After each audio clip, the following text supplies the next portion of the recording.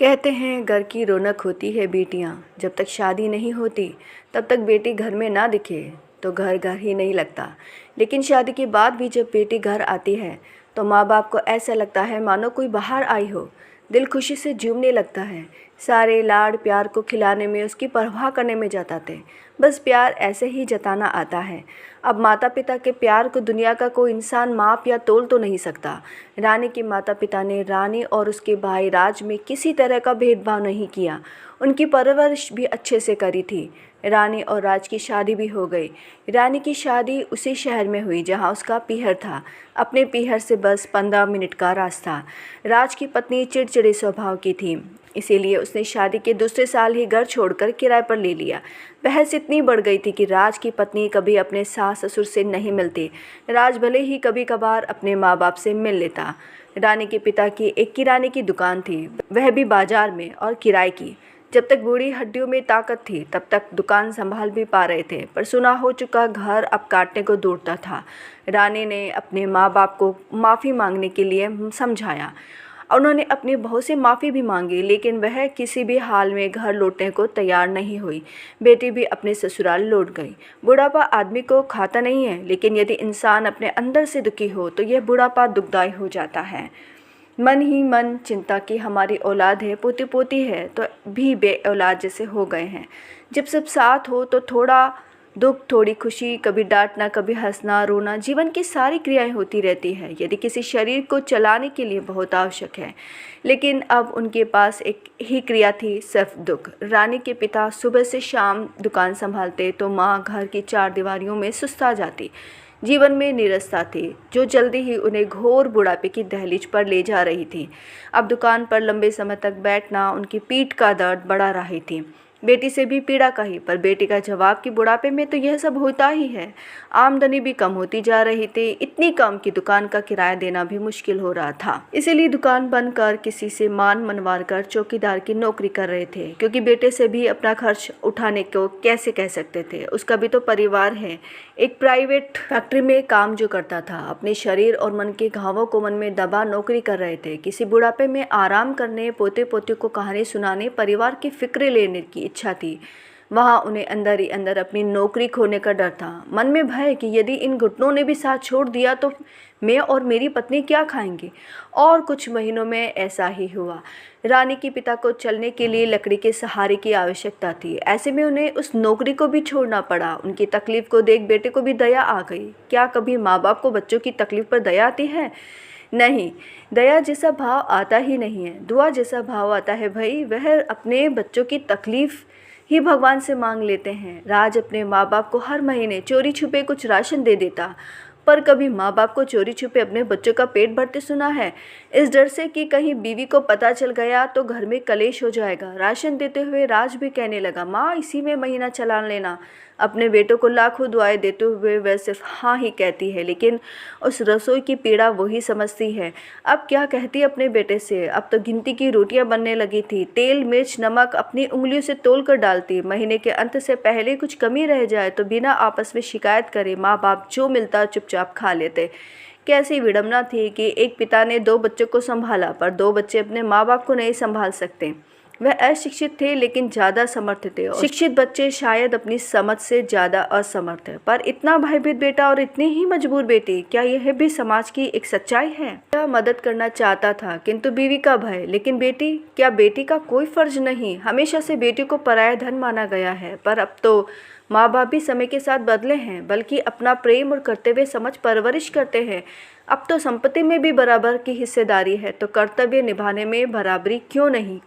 यदि बेटा असमर्थ है तो बेटी अपनी जिम्मेदारी क्यों नहीं निभा सकती? रानी की सहेली ने कहा भी कि तुम्हारी तो आर्थिक स्थिति अच्छी भी है, तो तुम अपने माँ बाप की मदद क्यों नहीं कर लेती? तुम्हारा इतना बड़ा घर है, बस एक छोटा सा कमरा, 2 वक्त का खाना, सम्मान और प्यार के 2 बोल। रानी ने सफाई देते हुए कहा, अरे ये पुराने विचारों के हैं। बेटे के घर का पानी भी नहीं पीते, फिर तुम वहाँ रहने और खाने की बात कर रही हो। लेकिन रानी को सोचने पर मजबूर ज़रूर कर दिया कि क्या वह अपने माता पिता की जिम्मेदारी निभा सकती है। सबसे पहले उसने अपने पति से कहा, उन्होंने कहा, यह तो तुम्हारे भाई की जिम्मेदारी है। तुम्हारे भाई के होते हुए तुम संभालोगी तो दुनिया क्या कहेगी? तुम खुद अपने भाई को छोटा अनुभव करवाओगी। हमारी वैसे भी जॉइंट फैमिली है, वह यहाँ एडजस्ट हो ही नहीं पाएंगे। बात सही भी लग रही थी। अपने माता पिता से बात करने के लिए गए भी, पर यह बुजुर्ग लोग बड़े खुददार होते हैं। अपने घर के होते हुए वह बेटे के ससुराल नहीं रह सकते थे। बेटा जैसे तैसे ही सही मदद तो कर रहा था, पर पिता के लिए अब यह सब पर्याप्त नहीं था, क्योंकि वह भी अब चलने फिरने में बिल्कुल असमर्थ थे। उन्हें अपनी दैनिक क्रियाओं के लिए बाथरूम तक जाना भी मुश्किल था। माँ भी काफ़ी बूढ़ी हो चुकी थी, थोड़ी सी कमर भी झुक चुकी थी। हड्डियों में जान भी कहाँ थे। जहाँ उनके शरीर को थोड़ा ज़्यादा पोषण चाहिए था, वहाँ तो खाना भी कम हो गया था। शरीर बस चल रहा था। चार दीवारी में रह रहे बुजुर्ग दंपति, जिन्हें अड़ोस पड़ोस भी नज़रअंदाज करने की कोशिश कर रहे थे। बेटा सुबह शाम फैक्ट्री से आते और जाते समय पिता की मदद कर लेता। बूढ़ी माँ अब अलग से रखे कटोरे या गिलास में उनका मूत्र इकट्ठा करके फेंक देती। बूढ़ी माँ को भी वह सारे काम करने पड़ रहे थे जैसे कोई एक युवा महिला। सुबह झाड़ू पोछा, खाना बनाना, नहाना धोना, कपड़े धोना, अपने पति को संभालना। धीरे धीरे अपने शरीर से काम करती। शरीर के दर्द से ज़्यादा मन का दर्द था। हर त्योहार हो, खुशी हो, पर यह बूढ़े चेहरे और उनका घर सूना हो ही रहता। सभी अपना भविष्य संवारने में लगे थे, पर वह जिनकी वजह से उनका भविष्य सुधरा था, वह उन्हें जानबूझकर अनदेखा कर उनके अंतिम समय का इंतज़ार कर रहे थे, क्योंकि वे सिर्फ इंतज़ार ही कर सकते थे, क्योंकि उनमें निर्णय लेने की क्षमता नहीं थी। वह सिर्फ आदेश की पालना करने वाले असहाय बच्चे, जो अपने मन की नहीं बल्कि एक डर से जूझ रहे थे, या यूं कह सकते हैं कि कौन उठाएगा जिम्मेदारी। ना बेटा अपनी पत्नी को मना पा रहा था और ना ही बेटी अपने पति को। यह वह आसमान से आने वाले प्राणी थे जिन्हें अपने माता पिता का हाथ थामने के लिए इजाज़त लेनी थी, जो मिल नहीं रही थी। उनका ज़मीर, उनकी आत्मा एक बहुत बड़ा त्याग कर रही थी अपने माता पिता का। समय बीतने के साथ माता पिता मृत्यु की तरफ जा रहे थे, आंखों में एक आस लिए कि काश हमारा भी हमारे बच्चे हाथ थाम ले। बिन कहे माँ बाप बच्चों को समझ लेते हैं, पर ये सब बच्चे समझ कर भी अनजान थे। हालांकि उन्हें भी मरना मंजूर था, पर किसी को तकलीफ़ में देखना नहीं, क्योंकि वह भी माँ बाप थे। सभी जगह हम समाज की बनी रीति रिवाज को दोषी नहीं ठहरा सकते। जहाँ समझ होती है वहाँ कठोर निर्णय लिए जाते हैं, बिना इसके परिणाम की परवाह किए। राज की पत्नी सिर्फ नफरत के साथ जी रही थी। उन्होंने तो जिद कर रखी थी कि राज उस घर रहने लगा या जिद की तो वह खुद को ख़त्म कर देगी। ऐसी जिद या तो मैं मरूं या तुम मरो वाली थी। बेटी समाज के नियमों को आड़े ले रही थी। माँ बाप बच्चों को संभालने के लिए हर डर और मुश्किलों को मात दे रहे थे, पर बच्चे हर उस डर से समझौता कर रहे थे, बिना किसी हथियार का प्रयोग कर। एक और हत्या। अंततः एक दुखद अंत उस बुजुर्ग दंपति का। बेटा रोज की तरह आया, आंसू बहाए। बेटी भी चीखती हुई आई, पर इसी दुनिया को दिखाने की उसे अपने माता पिता के जाने का दुख है। बहू भी आई, पूरा परिवार इकट्ठा था, पर अब क्या। जब वह रो रहे थे तब कोई नहीं रोया। 3 दिन का तमाशा था। अनदेखा करने वाले पड़ोसी बेटी को दोष दे रहे थे कि जीते जी संभाला नहीं, और ये पड़ोसी को दोष दे रहे थे कि जानकारी देते रहते। उन्होंने भी सुकून की सांस ली, बेटी ने भी सुकून की सांस ली कि चलो अच्छा है, परेशान थे, भगवान ने संभाल लिया। मकान बेच दिया गया, मिलने वाले रुपए को बराबर बांट लिया। पछतावे का कोई निशान नहीं था माथे पर कि काश कुछ समय ही सही ज़िंदगी से उन्हें खुशी खुशी विदा तो कर देते। जीते जी भी दिया, मरने के बाद भी दिया। ऐसे ही होते हैं माँ बाप। पर हमारा कर्तव्य क्या।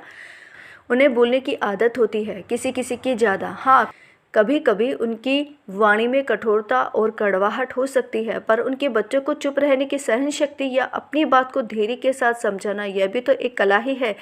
यदि आप अपनी बुजुर्ग माता पिता, सास ससुर या दादा दादी को अपनी बात से समझा पाए या उनका दिल जीत गए, तो समझो दुनिया जीत गए।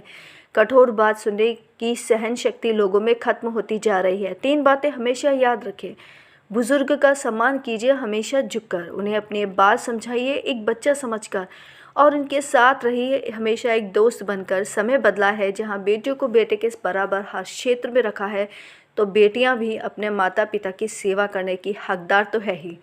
बात सही हो तो प्लीज़ लाइक, शेयर और subscribe my channel. Thank you.